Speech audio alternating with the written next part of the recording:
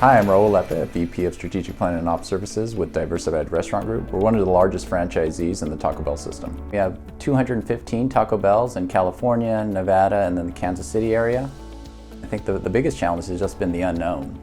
From day to day, you don't know what policies and procedures you're going to have to implement that are new, which old policies and procedures you're going to have to stop.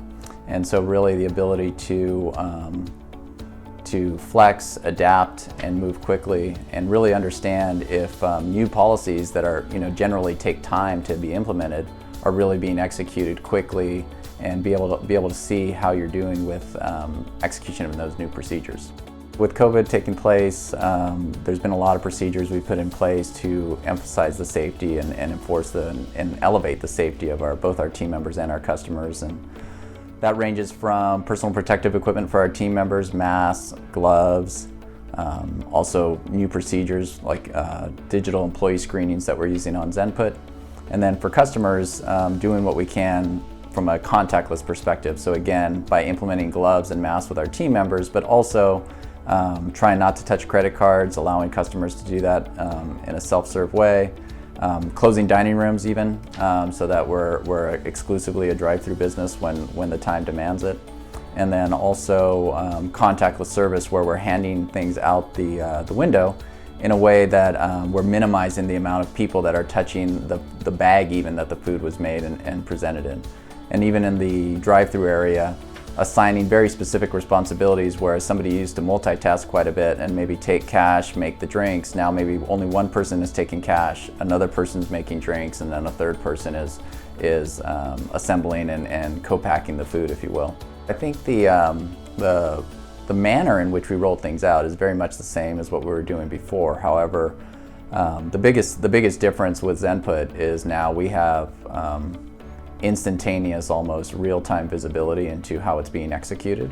Whereas before, you're waiting a couple weeks for a round table, or you're having to visit the market to evaluate firsthand what the execution is, and so now we can see that real time.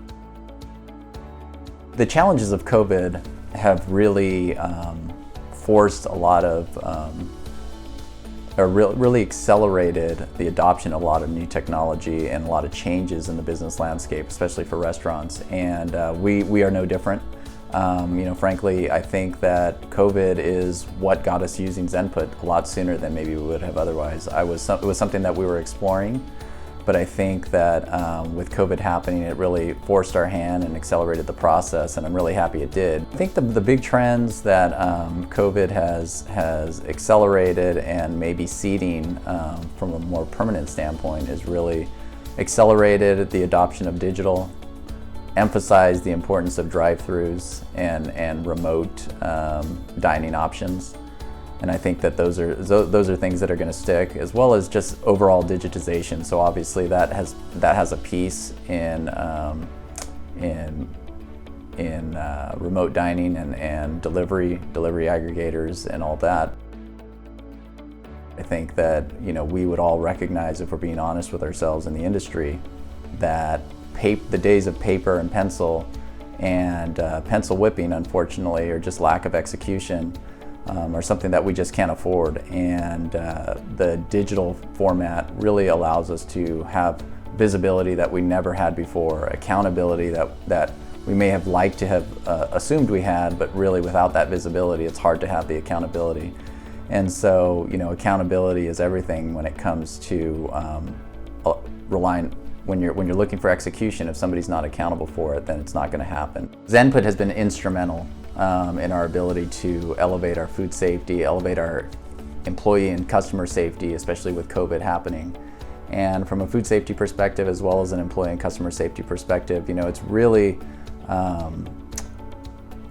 probably the best insurance that we can have to really ensure that execution of very important and critical procedures are occurring. I think I'm proud that our organization has been able to retain almost all of our employee base.